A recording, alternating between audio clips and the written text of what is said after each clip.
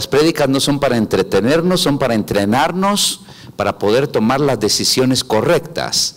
Dios nos llama para que tengamos el espíritu de sabiduría, según Efesios capítulo 1, verso 17 en adelante, dice que sea lleno del espíritu de sabiduría. Eso es para conocer hacia dónde vamos, cómo llegamos, porque el espíritu de revelación nos enseña cuál es la meta.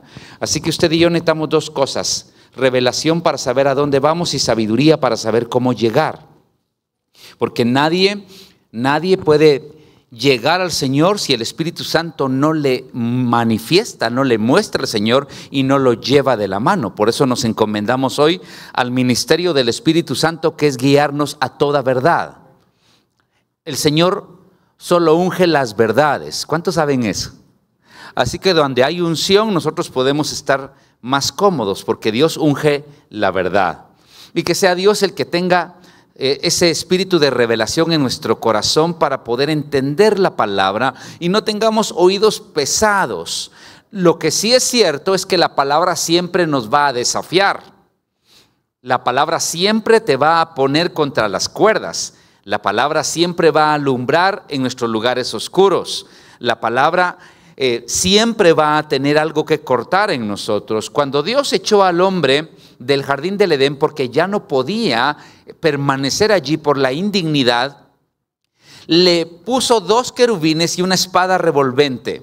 Así que la forma de entrar o de regresar al jardín es permitir que la palabra te corte. Si no permites que la palabra te corte, no vas a poder regresar al lugar de donde saliste. Y yo siempre recuerdo que el Señor dijo que nosotros hemos sido, porque todos pecamos. A ver, usted sabe ese versículo conmigo. Por cuanto todos pecaron, ¿están? Usted no puede ser destituido de un lugar donde nunca ha estado. ¿Está conmigo? Siempre lo digo. Si a mí hoy me vienen a decir, mira, te vamos a destituir de ser el CEO de la Coca-Cola, yo digo, solo páseme mi liquidación. La verdad no me importaría mucho que me destituyan del CEO de la Coca-Cola Internacional en este momento. No me importa porque nunca he estado allí.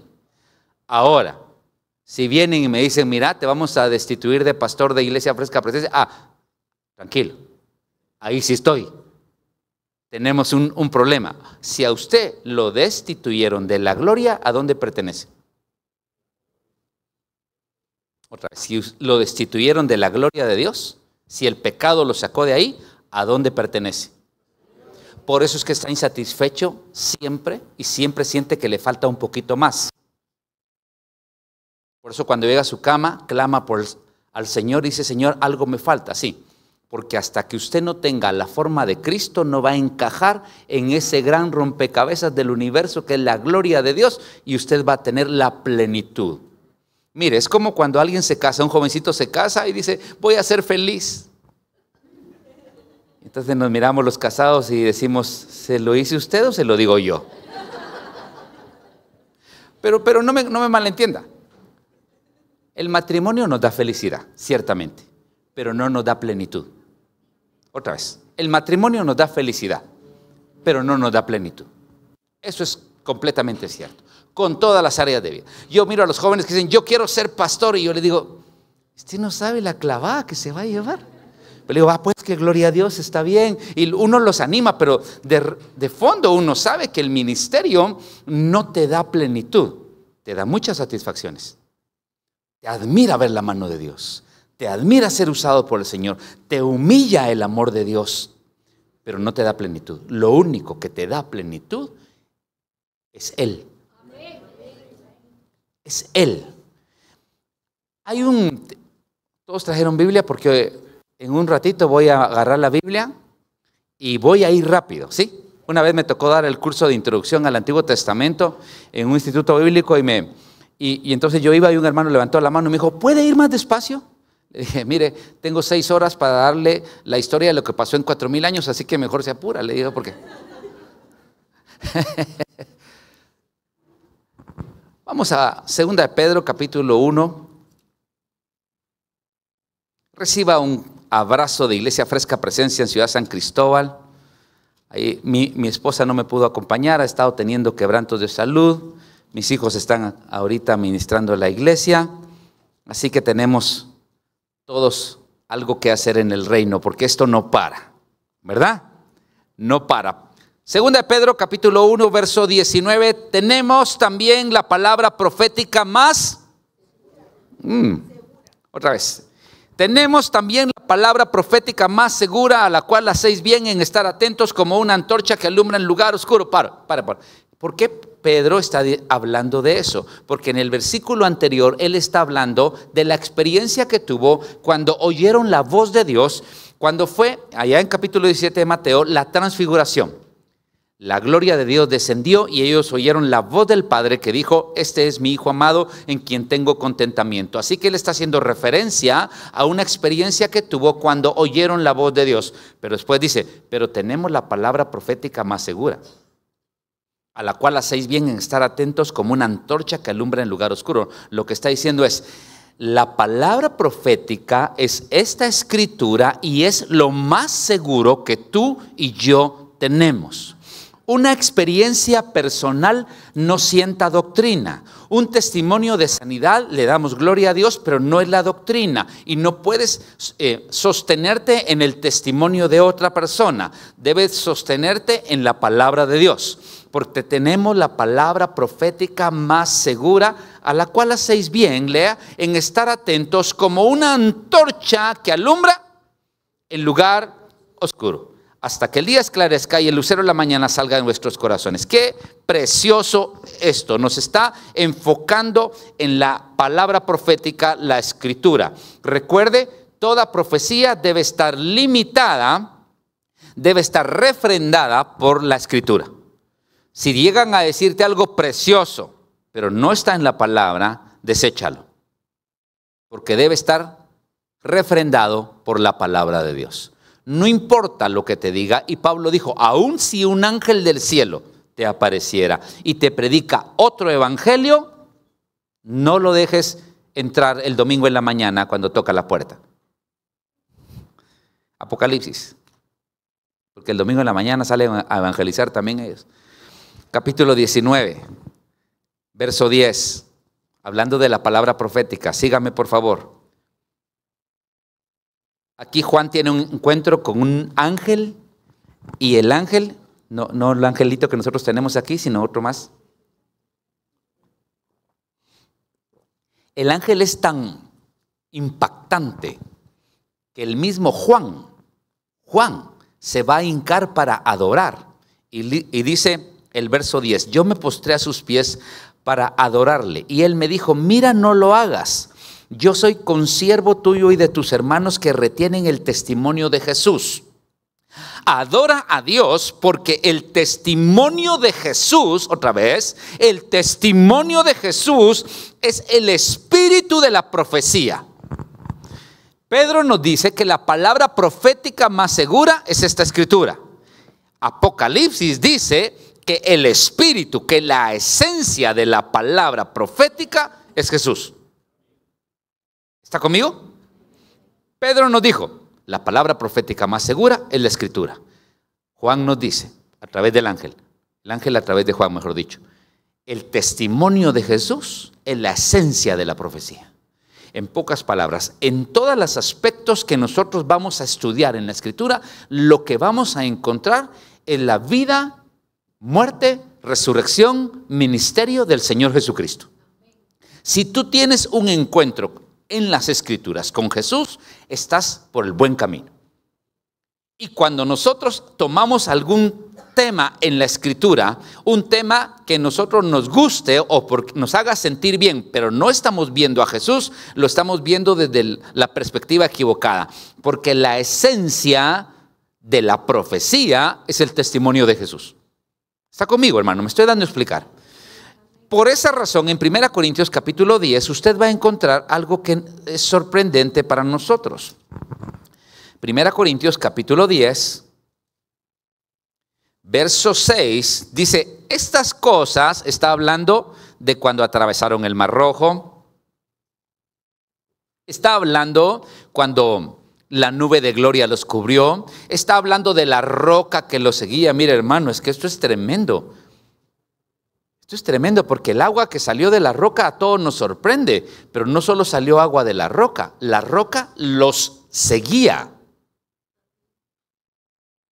A mí me han seguido perros, gatos y patojas, pero rocas nunca.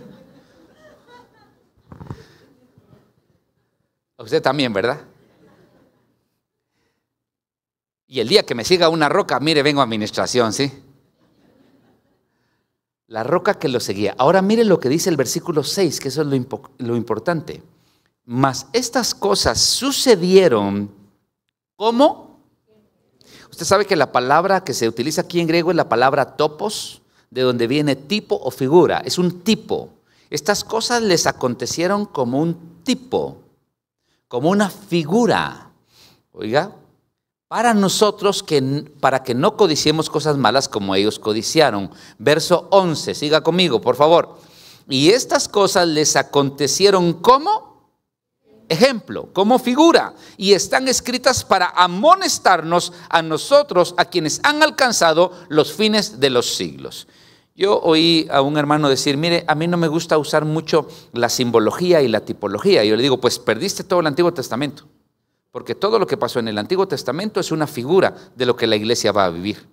Es una figura de Cristo Jesús en sus diferentes áreas. Es una figura del sacrificio de Jesús, es una figura de su muerte, es una figura de su resurrección, es una figura de su ministerio, es una figura de su carácter, pero todo lo que pasó en el Antiguo Testamento es una figura. Y dice Corintios, está escrito como una figura. Cuando yo voy al libro de Levítico, que me apasiona tanto Levítico porque es para los levitas, y todos nosotros somos levitas, es el único libro en la Escritura en el cual aparece 72 veces la palabra santo, más que en cualquier otro libro. Es cómo desarrollar un ministerio delante de Dios, porque recuerde que la Escritura no nos enseña a tener un mensaje, sino a hacer el mensaje. ¿Está conmigo? No tenemos un mensaje, somos el mensaje. Como los profetas, no llevaban un mensaje, eran el mensaje. Así que toda la tipología apunta al Señor Jesucristo. En Génesis capítulo 3, por ejemplo, quiero ir introduciéndolo a un tema muy importante. Es tan importante este tema que 500 veces se menciona en la Escritura los versos acerca de la fe. Hay otros 500 versos acerca de la oración, pero hay 2000 versos acerca del dinero. ¿No le parece a usted importante esto? De las 23 parábolas, 16 tienen que ver con dinero. Dios llamó a Mateo, que el primer evangelio, que era un recaudador de impuestos, donde aparece todo un programa de recursos. Y yo quiero hablarle hoy de algo muy importante que usted y yo tenemos que ser enfrentados. El dinero. Porque el dinero prueba nuestros corazones. Y porque el dinero está aquí en la Escritura y usted está diciendo, ya va a pedir ofrenda. No voy a pedir ofrenda. No tenga pena. No tenga pena. Usted puede orar y decir, te ato en el nombre de Jesús, y la deja ahí atada. Porque usted sabe que el nervio más sensible de un hombre es el que camina de aquí para acá. Uno les toca la billetera, les duele el corazón. Pero hoy vamos a ir un poquito más profundo, porque yo quiero que usted tenga una premisa bien clara. Todo lo que hay en la Escritura apunta a Cristo. Todo apunta a Cristo. Nada tiene que ver con nosotros venir para tener una mejor vida o utilizar la fe para tener una vida cómoda. La fe se utiliza para alcanzar la plenitud. La fe se utiliza para ser transformado. La fe se utiliza para hacer morir lo terrenal en nosotros. La fe se utiliza para mantener viéndonos a Jesús aunque el mar esté agitado. ¿Está conmigo? Bien, vamos a ver algunas cosas. Por ejemplo, Génesis capítulo 3, verso 21. Y Jehová Dios hizo al hombre y a su mujer túnicas, ¿de qué dice? De pieles y los. ¿Por qué está pasando esto? ¿Por qué Dios tuvo que hacer túnicas de pieles a Adán y a Eva? Porque pecaron. Y porque pecaron, ¿qué se dieron cuenta ellos? Que estaban desnudos. Entonces Dios le dijo, pecaron, ya se dieron cuenta que están desprovistos ahora de una cobertura. Ahora tienen temor. La primera palabra temor, el principio de la primera mención de temor es cuando Dios llama a Adán y él se esconde porque le da miedo a Dios. Señal del pecado. Ahora siga conmigo esta experiencia que tuvo Adán, por favor, porque vamos a llegar a algo súper importante. Adán y Eva desobedecen, pecan. El Señor aparece en escena, cuando los llama, ellos tienen miedo, se da la plática, sale a luz que ellos han pecado, y cuando sale a luz que ellos han pecado, entonces Dios dice, ok, vamos a arreglar esto. Agarra un cordero sin culpa del pecado de ellos, sin relación con la desobediencia, sin nada que ver con lo que ellos han hecho, y tiene que perder la vida para cubrirlos. ¿Está conmigo? Esto se llama expiación, pago por la culpa. Déjeme explicarlo de una mejor forma. ¿Me puedo bajar? ¿No te hace feedback? De pronto yo veo que ustedes tienen un problema. Ustedes tienen un problema y están peleando con el problema y echan a perder algo y tienen una deuda y tienen grandes dificultades y se echan la culpa uno al otro. Y digo, ok, para arreglar esto te vamos a sacrificar. Gloria a Dios. ¿Qué dirías, Tito?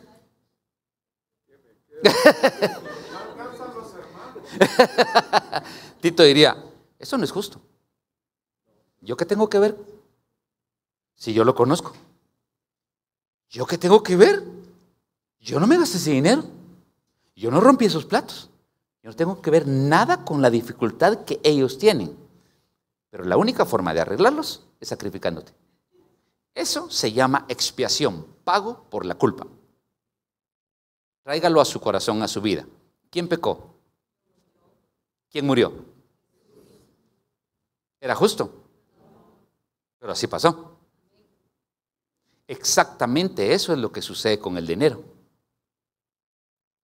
Exactamente eso. ¿Cómo así? No lo entiendo. Ahorita lo vamos a entender ampliamente. ¿Estamos bien hasta acá? Capítulo 4, para poner otro ejemplo de Génesis 4. Sí, gracias. Génesis 4, verso 3. Y aconteció andando el tiempo que Caín trajo el fruto de la tierra, una ofrenda a Jehová. Paro para ponerle un detalle y quitarle un bloqueo mental que tenemos siempre al leer esta historia. En ningún lugar dice que Caín y Abel eran los primogénitos. ¿Ya se dio cuenta? Vaya, con eso ahí después usted sigue leyendo y le va a hacer mucho sentido la lectura. No eran primogénitos. Y aconteció andando el tiempo que Caín trajo del fruto de la tierra. ¿De qué fruto trajo? Pregunto, ¿no acababa de ser maldecida la tierra en el capítulo anterior? Entonces le trajo un fruto y se lo presentó a Dios. Abel trajo también de los primogénitos de sus ovejas y de los más gordos de ella. Ahora mire este detalle. Y miró Jehová con agrado a Abel y a su ofrenda. Hermano, por favor, acabamos de ofrendar y diezmar al Señor, pero Dios primero mira al hombre y después la ofrenda. Dios no mira números. Dios primero mira al hombre y después ve su ofrenda. Y dice que le agradó porque vio con agrado a Abel y a su ofrenda. Siga leyendo el verso. Pero no miró con agrado a Caín y a la ofrenda suya. ¿Qué le agradó al Señor primero? ¿La persona o la ofrenda? Oh, la persona. Interesante, porque le agradó la actitud de Abel y entonces la ofrenda fue acepta porque no estaba presentando de los frutos de la tierra que acababa de ser maldecida. Estaba presentando, como Dios presentó, un cordero que no tenía relación con la maldición y con el pecado. Y no le agradó a Caín y a su ofrenda. Todos sabemos la historia y se ensañó Caín en gran manera y decayó su semblante. Entonces Jehová dijo a Caín: ¿por qué te has ensañado y por qué ha decaído tu semblante? Si bien hicieres, no serás enaltecido, y si no hicieres bien, el pecado o el sacrificio está a la puerta. Con todo, a ti será tu deseo y tú te enseñorearás de él. Lo que está diciendo es: el pecado se puede tratar, solo necesitas una decisión. Óigame por favor, el pecado se puede tratar, solo necesitamos acudir al lugar donde hay que tratarlo. Por favor, esto es importante. C.S. Lewis nos dice: todos nosotros tenemos tanto de Dios como queremos. Si usted quiere más, va a buscar más. ¿Sí? Algunas sillas vacías acá, ¿sabe por qué están vacías? Porque no hay tanta hambre. Usted tiene hambre. ¿Pudo ir a otro lugar? Sí, pudo ir a otro lugar. ¿Podría estar ahorita en su casa viendo Pasión de Gavilanes? Sí. Como me dijo una hermana, no, ya terminó, me dijo.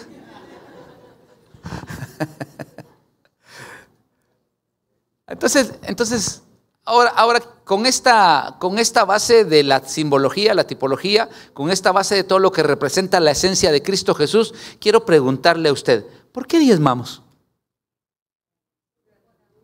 Por amor, por gratitud, ¿qué más? Por obediencia. ¿Quién hizo obediencia para que le pongamos carita alegre? Por obediencia. Eso es interesante. Pero ¿será que el dinero representa algo más profundo en la Escritura que solamente recursos para comprar y vender? Seguramente. Y ya nos dimos cuenta que el sacrificio por el pecado siempre tenía que tomar la vida de alguien inocente, alguien que no tenía relación con el pecado, porque la única forma de cumplir con la justicia divina, porque el pecado debe ser juzgado, condenado y castigado. Y fue juzgado, condenado y castigado en Jesús o en mí. Y yo decidí creer que es en Él. Y puse toda mi fe en que Él lleva mi pecado. Y que allí fue juzgado, allí fue condenado y allí fue castigado. Ahora bien, cuando nos introducimos al Levítico, que ya le dije que es el manual para los levitas, por lo tanto es un manual para usted, voy a ir hasta el capítulo 27 y quiero dejar este tema por sanidad para nuestros corazones, porque hoy en día se habla tan mal doctrinalmente de los recursos que la gente está siendo vacunada y está perdiendo la esencia de lo que hay detrás de dar a Dios nuestros diezmos y ofrendas.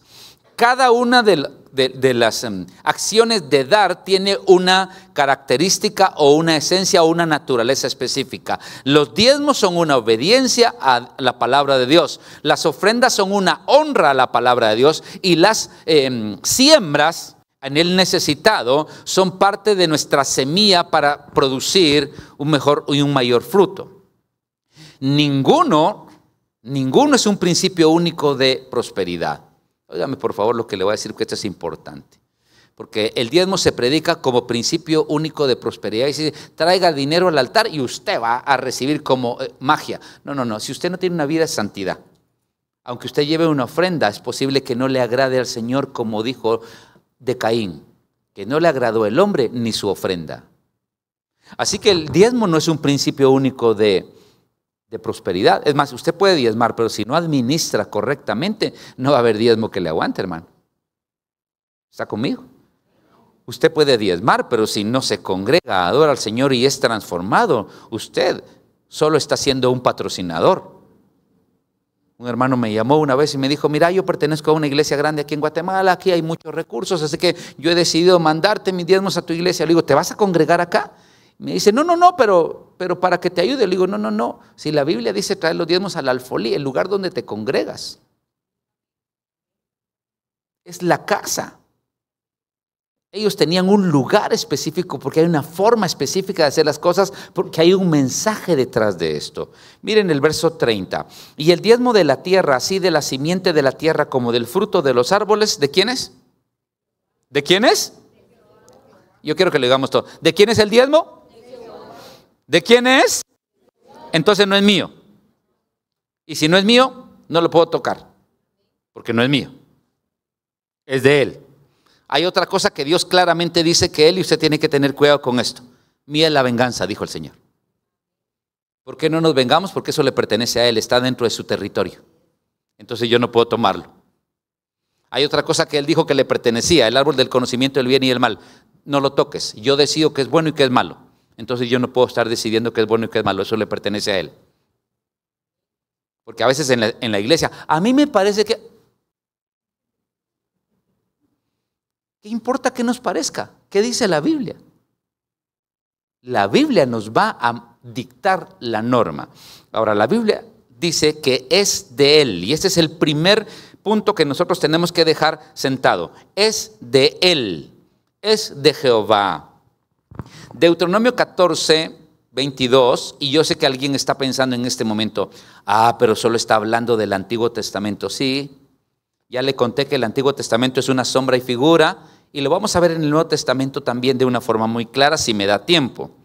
Que no me vaya a pasar lo que me pasó allá en Maryland, en la iglesia de Westminster. Tenía que predicar, pero tenía que utilizar traductor. Entonces yo pregunté, ¿cuánto tiempo tengo para compartir? Y me dijeron, 15 minutos. 15 minutos y con traductor. Pero si nosotros los latinos con 5 saludamos. Así que fue una experiencia tremenda. Capítulo 14, verso 22. Indefectiblemente. Mire qué palabra. Indefectiblemente. ¿Qué significa indefectible? Deuteronomio 14, 22. Deuteronomio 14, 22. A ver, alguien que me ayude. ¿Qué significa indefectible? Sin defecto. No puedes dejar, no puedes fallar en esto. Indefectiblemente diezmarás todo el producto de tu grano que rindiere tu campo cada año. Y una buena pregunta de un empresario que me hizo un día, ¿sobre qué diezmo? ¿Sobre ventas? ¿Ingresos brutos, netos? Y le digo, no, la Biblia dice sobre lo que rinde, sobre tus ganancias. Dios es sabio. Dios sabe que hay semillas que se tienen que volver a sembrar. ¿Sobre qué sembramos? Sobre nuestras ganancias. Ese es el diezmo. Por eso es que una persona siembra de su sueldo, porque es la ganancia de su tiempo. Ahora, todavía tenemos una mentalidad, digamos, monetaria, pensando en términos de lo que estamos leyendo. Ahora yo quiero llevarlo a Génesis, porque esto viene desde antes de que se promulgara la ley. Génesis capítulo 14. Cuando hay una batalla y Abraham tiene que ir a liberar a su sobrino, y en el verso 19 dice, y le bendijo diciendo, porque encuentra a Melquisedec, verso 18 para tomar contexto, entonces Melquisedec, rey de Salem y sacerdote del Dios Altísimo, sacó pan y vino. Permítame hacerle una aclaración. Melquisedec es una epifanía del Señor Jesucristo. Melquisedec es una aparición, epifanía significa manifestación de Dios, es una aparición del Señor Jesucristo en el Antiguo Testamento, manifestándose no como hombre, porque en Hebreos capítulo 7 que dice que Melquisedec, sin padre, sin madre, sin genealogía, sin principio de día ni fin de día. Es una epifanía del Señor Jesucristo. Y cuando aparece el Señor Jesucristo a Abraham, hay una respuesta de parte de Abraham porque le da pan y vino. Está hablando de la Santa Cena. Cuando tomamos Santa Cena, ¿qué simbología tenemos en el pan y en el vino? La sangre de Cristo y el cuerpo de Cristo. O sea, en pocas palabras estamos hablando de que la simbología de la Santa Cena se refiere al sacrificio que Él hizo en la cruz por nosotros. ¿De acuerdo? Y cuando la tomamos, no tenemos ningún inconveniente en ponernos a cuenta y recordar lo que Él pagó por nosotros. Ahora aquí viene Melquisedec y lo bendice, le da pan y vino, diciendo, bendito sea Abraham, Dios Altísimo, creador de los cielos y de la tierra. Y bendito sea el Dios Altísimo que entregó a tus enemigos en tu mano y le dio a Abraham. ¿Qué le dio a Abraham? Los diezmos de todo. No se había escrito una letra de la ley y Abraham estaba entregando los diezmos a Melquisedec. ¿De dónde sacó Abraham eso?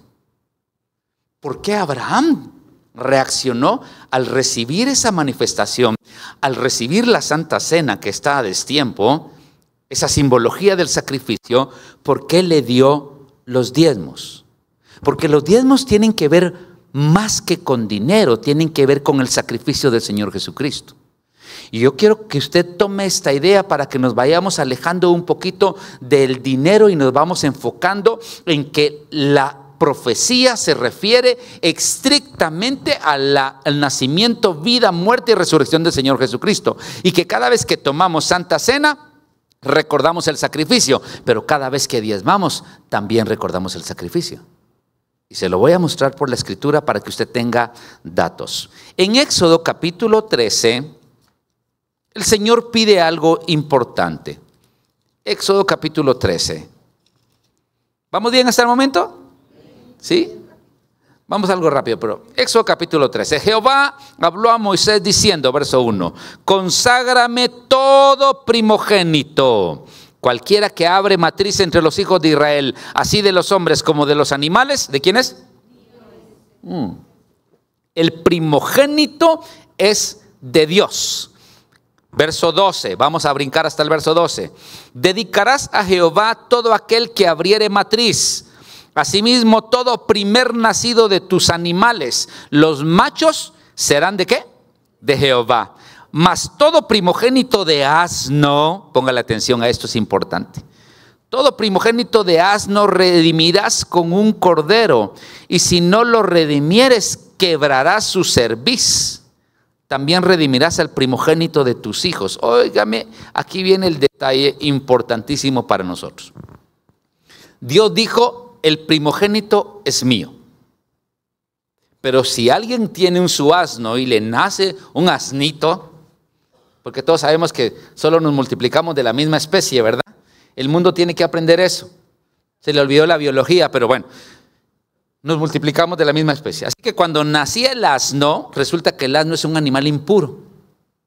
Entonces, porque está en Levítico la lista de los animales impuros, el asno no podía utilizarse porque es un animal impuro. Lo que tenía que hacer era quebrantarle la cerviz y que muriera. O matar un cordero sin culpa. Dar una expiación para que este asno fuera redimido y ahora yo ya puedo usar mi asnito. Déjeme ponerle mejor el ejemplo. Aquí está el asno de Tony y peca, es inmundo, es impuro, pero el padre quiere usar a este asno. Entonces lo que el padre tiene que hacer es tomar el cordero que quita el pecado del mundo, llevarlo a la cruz, sacrificarlo para que este asno que comete los mismos errores, que tiene los mismos pecados, que es intransigente, este asno pueda ser redimido y entonces pueda ser utilizado. ¿Está conmigo? ¿Está conmigo?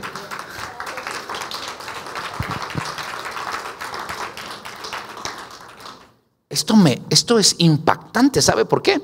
Porque usted le da la vuelta a la página, y no tengo tiempo para leer todo, pero si usted le da la vuelta a la página, ¿usted sabe quiénes murieron en la siguiente página? Todos los primogénitos de Egipto.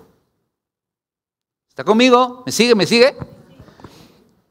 Cuando usted le da la vuelta a la página, usted se da cuenta que el Señor descendió y todos los primogénitos de Egipto murieron, porque, déjeme ponerlo de esta forma, la palabra de la Escritura, porque todos los asnos que no son redimidos por la sangre, se mueren.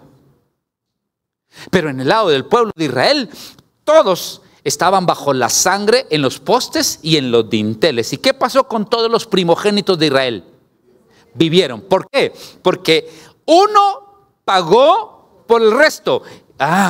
Ahora aquí está el ajo de todo lo que le voy a decir. El diezmo representa la vida del Señor Jesucristo, redimiendo el 90% de lo que queda. A ver, está conmigo. A ver si me doy a entender. Por eso el Señor Jesucristo dijo, es mío el primogénito.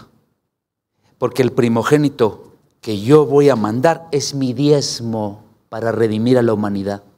Porque cuando yo llego y presento delante de Dios una 10ª parte de lo que Él me ha dado, eso está redimiendo el 90% para que yo pueda tener bendición.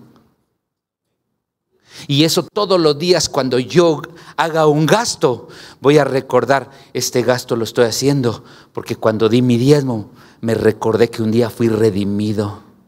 Esto no es, como dijo cuando me enseñaron en escuela dominical, la ofrenda del Señor. Si doy 1 centavo, el Señor me da 2.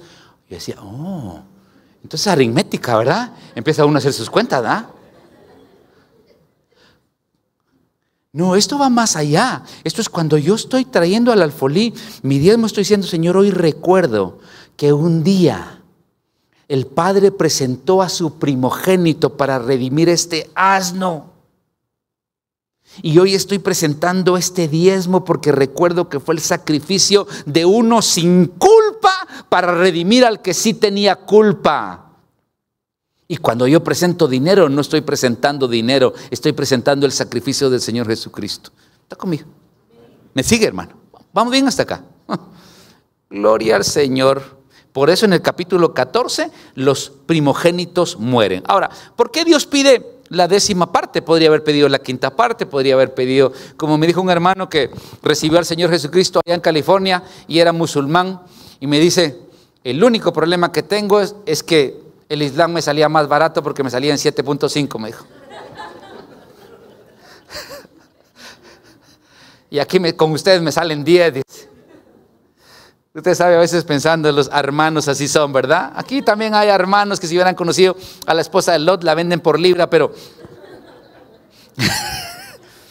no es cuánto te sale el evangelio, es cuánto le salió a él tu vida. ¿Está conmigo? ¿Cuánto le salió a él tu salvación? Así que cuando yo vengo y presento la 10ª parte, Señor, ¿pero por qué la 10ª parte? Porque ¿cuántos mandamientos hay en Éxodo capítulo 20? 10 mandamientos, porque los mandamientos prueban nuestros corazones. El número 10 habla de prueba. En Apocalipsis le dicen a la iglesia de Esmirna, tendrás prueba y tribulación por 10 días. Así que en muchos lados de la escritura el número 10 habla de prueba, porque la 10ª parte de lo que recibes te va a probar, y va a probar dónde está tu corazón. Va a probar dónde está tu corazón. Por eso es cuando el Señor le dijo al pueblo de Israel, vayan y conquisten Jericó, y cuando las murallas caigan, entren y conquisten, pero todo el tesoro, ¿qué va a pasar con todo el tesoro? No lo toquen. No lo toquen. Señor, ¿pero por qué no lo tocamos? Porque todo lo primero es de Dios. Déjeme ponerle un ejemplo. Supóngase que aquí tengo un billete, supóngase 1,000 quetzales, así que tengo uno de a 100, otro de a 100, otro de a 100, otro de a 100, hasta que tengo 10. Son 1,000. ¿Cuál es el primogénito? ¿El de acá o el de acá? Este. ¿Y si agarro el de en medio? No. No, porque no es el primero. Aquí está el secreto. ¿Sabe cuál es el primogénito? El primero que me gasto. ¿Está conmigo? No importa si es el de acá, si es el de acá, si es el de acá o el de acá. Es el primero que voy a tomar para hacer un pago o para dirigirlo. Ese se va a convertir en el primogénito. Le pregunto, ¿qué paga usted primero? La hipoteca, vos. Yo la luz, yo la universidad de la niña. No, yo el salón, porque si no, Dios guarde. Hay lío. No, yo primero. Yo le quiero decir algo. Recuerde que el primogénito redime el 90 restante como el primogénito nos redimió a nosotros. ¿Está conmigo? Él fue el primogénito de entre los muertos. Pero ya había habido más resurrecciones. Sí, pero todos volvieron a morir. Él fue el único que resucitó para nunca más ver muerte. ¿Está conmigo? Así que cuando usted recibe su bendición, ¿cuál es el primogénito? Lo que le va a dar a Dios. Así que lo que la iglesia debía tener para vivir humildemente cada mes, cada quincena. Dicho sea de paso, Dios no bendice cada quincena y cada fin de mes. Dios es un Dios de provisión y de abundancia. Él sabe bendecir para lo que necesitas y Dios te va a bendecir con tu billetera o con la del otro. Tú encárgate de recordar y de agradecer con la 10ª parte. Señor, un día tú pagaste lo que yo no podía pagar. Y esta 10ª parte prueba mi corazón. A mí me han dicho, pero es que mira, es mucho dinero. Así me dijo un hermano una vez. Estábamos en California, ¿está visto esas loterías de los Estados Unidos que son increíbles, ¿verdad?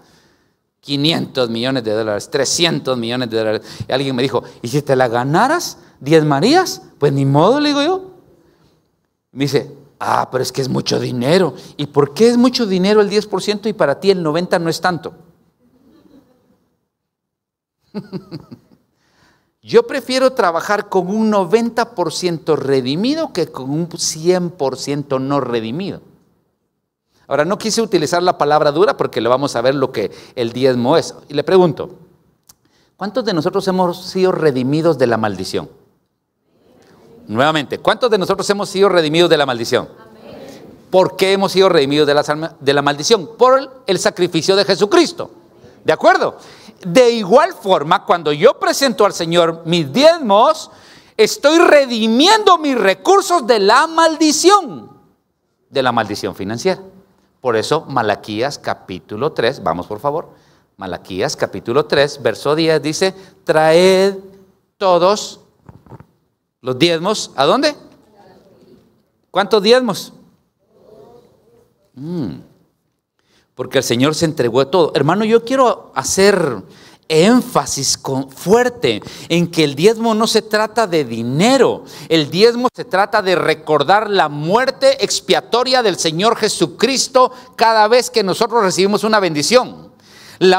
El diezmo no se trata de cuánto voy a llevar yo a la iglesia. El diezmo no se trata de que voy a tener una silla VIP, como pasa en algunas iglesias. El diezmo no se trata en que tengo una posición. El diezmo se trata en recordar que un día Él pagó lo que yo no podía pagar y redimió lo que yo no podía redimir. Traed todos los diezmos al alfolí, verso 10, y haya alimento en mi casa. Entonces decimos amén. Sí, pero lea el versículo anterior, el verso 9. Dice, malditos sois con maldición. La otra versión dice, en maldición habéis caído, porque vosotros la nación toda me ha robado. Qué tremendo esto, porque vimos en Levítico que Dios dijo que le pertenecían. Entonces, si yo me gasto algo que le pertenece a Él, ¿qué estoy haciendo?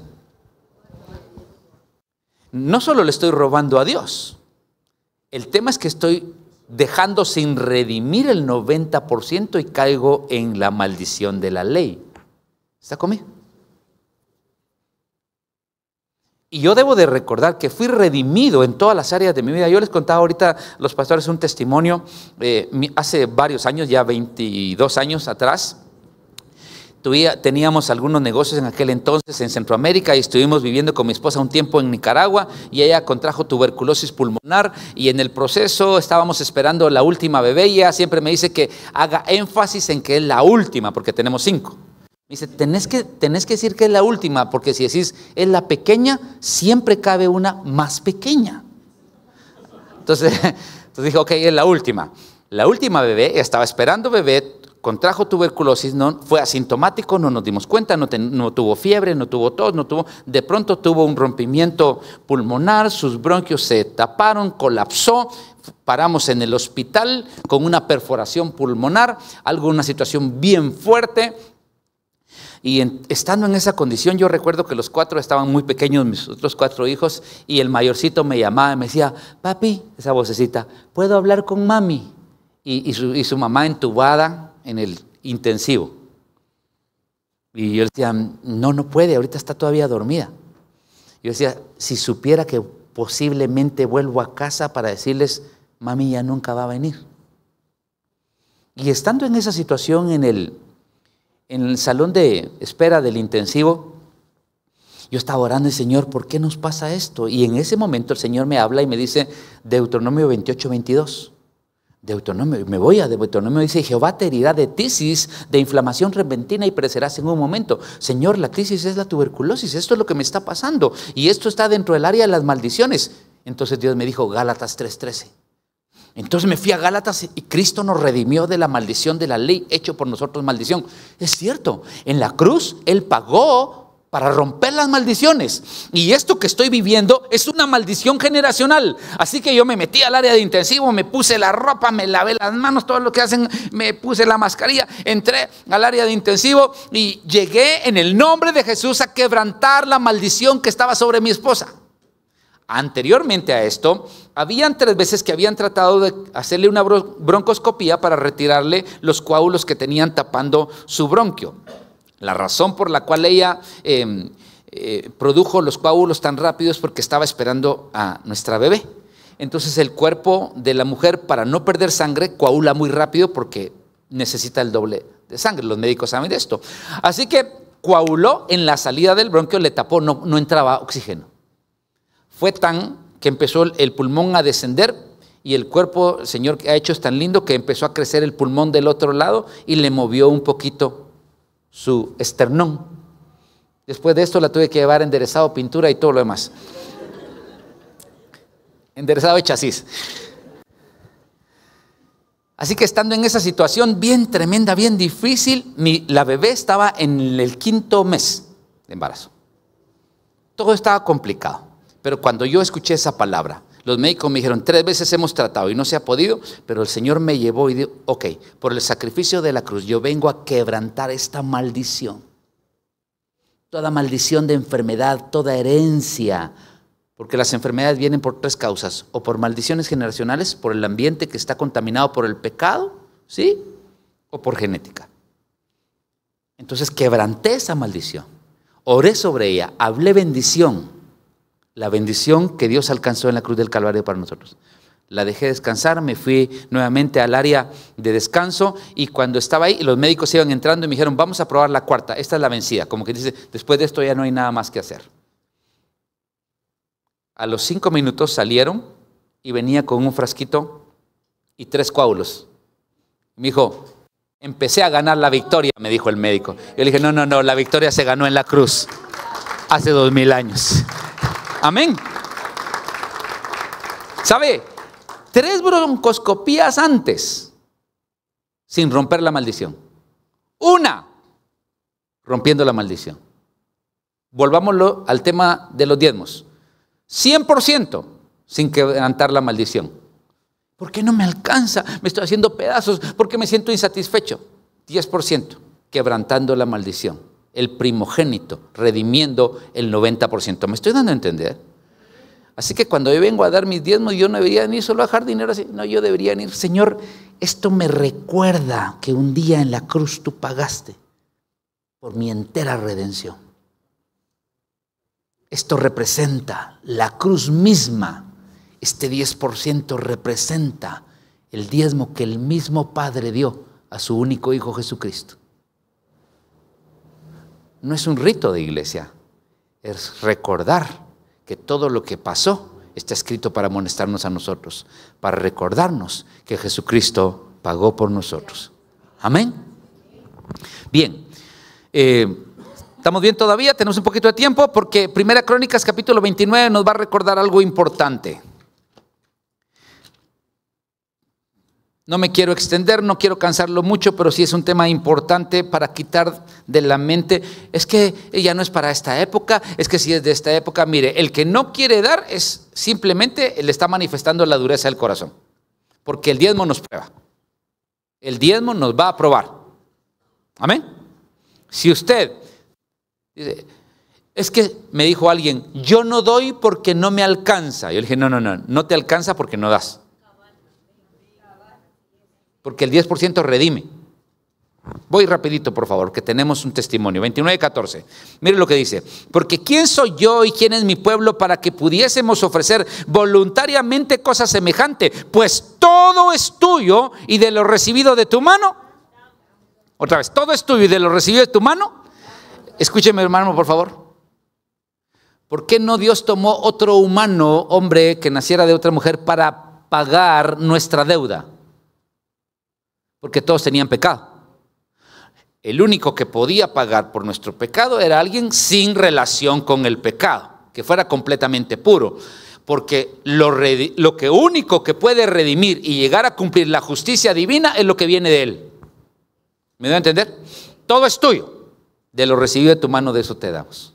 Señor, yo reconozco que me has dado esto.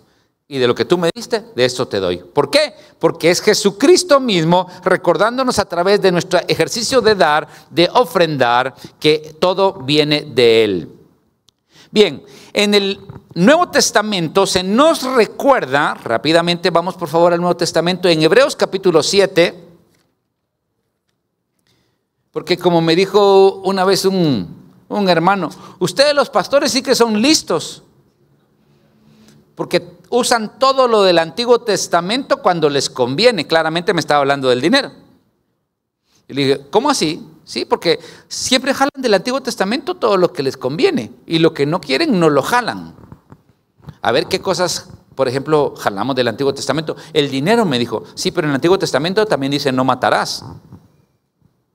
Y yo en el Nuevo Testamento tengo permiso para matar. En el Antiguo Testamento dice, no codiciarás. ¿Hoy tengo permiso para codiciar? No. Entonces, ¿qué sucede con el Antiguo y el Nuevo Testamento? No es de Antiguo y Nuevo Testamento, es de principios eternos. Y aquí en el capítulo 7 y verso 7 dice, y sin discusión alguna, el menor es bendecido por el mayor. Y aquí ciertamente reciben los diezmos hombres mortales. Está hablando del episodio que tuvo Abraham con Melquisedec, el cual ya lo vimos. Pero allí uno de quien se da testimonio que vive. Y por decirlo así, en Abraham pagó el diezmo también Leví, que recibe los diezmos. ¿Sabe qué está diciendo? Miren, señores, este principio es universal y eterno. Cuando Abraham dio los diezmos a Melquisedec, no había nacido Leví, lo llevaba todavía en los lomos. El mismo levita estaba diezmando, porque esto es un principio que nos compete a todos. Todos nosotros, indiscutiblemente, debiésemos de diezmar para recordar el sacrificio de Jesucristo. No para negociar con Dios, como me dijo un hermano, yo ya no voy a diezmar. ¿Por qué? Le dije yo, porque no he visto nada claro, me dice. Está queriendo negociar con Dios. No, no diezmamos porque recordamos el sacrificio expiatorio cuando el Señor Jesucristo se volvió el diezmo de Dios para redimir a todos los demás que venían. Por eso Isaías 53 dice, y verá linaje y quedará satisfecho por el fruto de la aflicción de su alma. Todas las ofrendas en la Escritura no son para recibir más dinero, son para apuntar a Cristo Jesús y parte de su ministerio. Termino con Mateo capítulo 23 y después voy a dar tiempo a un testimonio. Mateo capítulo 23, verso 23. Mire lo que dice. Donde el Señor está hablándole a los escribas. Ay de vosotros, escribas y fariseos hipócritas, porque diezmáis la menta y el eneldo y el comino y dejáis lo más importante de la ley, la justicia y la misericordia y la fe. Ahora miren la siguiente frase. Esto es necesario hacer sin dejar de hacer aquello. El Señor Jesucristo dice, miren, el diezmo es importante, pero es importante la justicia, la ley y la misericordia. Lo que le decía al principio, el diezmo no es un principio único de bendición y prosperidad. El diezmo solo nos recuerda que el Señor Jesucristo en la cruz del Calvario nos redimió. ¿Que hay bendición detrás de eso? Sí, Malaquías capítulo 3 dijo, y reprenderé por vosotros al devorador. ¿Por qué? Porque ya se pagó la redención. Y no destruirá el fruto de la tierra. Y dice usted, alguien puede decir, es que esto era del Antiguo Testamento de la ley. Pues Malaquías capítulo 3, verso 6 dice, he aquí yo soy Jehová, tu Dios, que no cambio. En el mismo momento. Bien, vamos a darle el tiempo a un hermano que nos va a contar un testimonio de todo esto que hemos estado conversando. ¿Sí? Por favor, pasa adelante, hermano. Pues quiero contarles que desde que aprendimos a honrar a Dios, lo enseñamos también a nuestros hijos. Nuestros hijos eran chiquitos y entonces les dijimos que de la mesada que recibían tenían que apartar el diezmo para el Señor. Entonces les dimos 3 cajitas. Una cajita era para el diezmo, otra cajita era para el ahorro y otra cajita era para sus gastos que ellos tenían, ¿verdad? Y entonces todos los domingos ellos llegaban a la iglesia y sacaban de su cajita y honraban a Dios. Y quiero contarles que esa enseñanza hasta la fecha, mis hijos ya tienen 40, 37 y 35 años y siguen honrando a Dios con el diezmo que les enseñamos desde chiquitos, ¿verdad? Esta enseñanza realmente ha sido de gran bendición para nuestra vida, ¿verdad? Porque Dios nos ha bendecido de una manera sobrenatural. Hemos visto su mano poderosa. Aprendimos a honrar a Dios hace aproximadamente 42 años, ¿verdad? Y nunca hemos dejado de honrar a Dios. Hemos pasado por momentos de mucha abundancia Y también hemos pasado por momentos de escasez. También en una oportunidad nos quedamos sin nada. Perdimos todo por errores, por no haber atendido la voz de Dios. Sin embargo, el día que no teníamos nada, recibimos una ofrenda de $400, lo recuerdo muy bien. Y lo primero que hice fue apartar el 10% y lo llevé a la iglesia. Y el otro 10% lo llevé para ofrendas. Y de nuevo el Señor volvió poco a poco a bendecirnos. Y nosotros volvimos de nuevo a salir adelante. Pero siempre ha sido porque hay en nuestro corazón gratitud a Dios. La verdad, somos agradecidos con Dios. Y por eso Dios nos ha bendecido. No ha sido porque ha sido un mandato. Al principio, pues cuando tomamos la decisión de honrar a Dios, pues lo hicimos un poco con temor y temblor, ¿verdad? Porque no sabíamos realmente qué era eso, ¿verdad? Pero realmente cuando nos dimos cuenta que Dios era maravilloso con nosotros, de verdad, Dios fue bendiciendo nuestro corazón al ver su amor maravilloso y que nosotros realmente honrábamos a Dios porque Él era bueno y maravilloso. Nunca lo hicimos como un mandato, siempre lo hicimos con amor, porque realmente Él ha sido bueno con nosotros. Así que hasta la fecha Dios nos ha bendecido de una manera sobrenatural. Hemos visto su mano poderosa y le damos la honra y la gloria a Él. Póngase de pie, vamos a orar. Un hermano me llamó y me dijo: quiero pedir que me des chance porque no he podido pagarte los diezmos. Es que me los gasté el mes pasado porque tuve que pagar la luz. Y le digo: no le estás pagando al pastor. No le estás. Esto es recordar lo que Jesucristo hizo por nosotros. Cuando uno ha fallado, lo único que hace uno es pedir perdón, ponerse a cuentas e iniciar el camino. Si tú no tenías esta luz o te resistías, si tú no tenías el concepto de lo que es honrar al Señor y recordar ese sacrificio, hoy vamos a pedirle perdón. Es lo primero que vamos a hacer.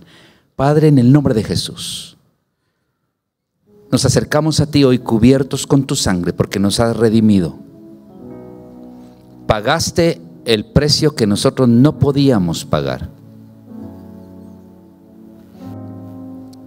Nos redimiste. Nos tenían que haber quebrado la cerviz, pero un cordero murió por nosotros y nos redimió. Nos redimió completamente. Señor, y eso es lo que nos recuerda el traer acá nuestros diezmos, que un día fuimos redimidos por el Señor Jesucristo. Hoy te pedimos perdón si hemos sido duros de corazón. Te pedimos perdón si hemos fallado, si hemos faltado a tu santidad. Perdónanos, por favor, si hemos sido temerosos y no confiar en trabajar con un 90%. Pero hoy entendemos que la fe, Señor, abrirá un camino delante de nosotros de bendición, de redención. Señor, que morirá en nosotros el amor al dinero, que morirá en nosotros, Señor, la incertidumbre de futuro, que no tendremos por qué estar pensando con temor en la economía, porque tú mantuviste al pueblo de Israel en el desierto por 40 años y no les faltó nada. Igualmente puedes sostener a aquel que hoy trae a ti sus diezmos y no le faltará, porque recordará el sacrificio que en la cruz del Calvario se hizo. Hoy te consagramos a ti nuestra vida. Hoy te consagramos a ti nuestro corazón. Hoy te consagramos nuestro tiempo. Hoy te consagramos nuestros recursos. Hoy te consagramos nuestras habilidades. Todo es tuyo, Señor. Nos acercaremos al altar todos los días para consagrarnos. Nos acercaremos al altar todos los días para ofrecerte nuestra vida y para recordar que hemos sido redimidos por tu sangre. Yo bendigo esta congregación en el nombre de Jesús y te ruego que sean prosperados haciendo tu voluntad. Yo te ruego que sean prosperados en el camino que tú tienes para con ellos. No te pedimos que bendigas nuestro camino, sino que nos introduzcas en tu camino que tiene la bendición de lo alto. Gracias por lo que seguirás mostrándonos y haciendo en cada corazón. En tu nombre, Jesús. Amén y amén.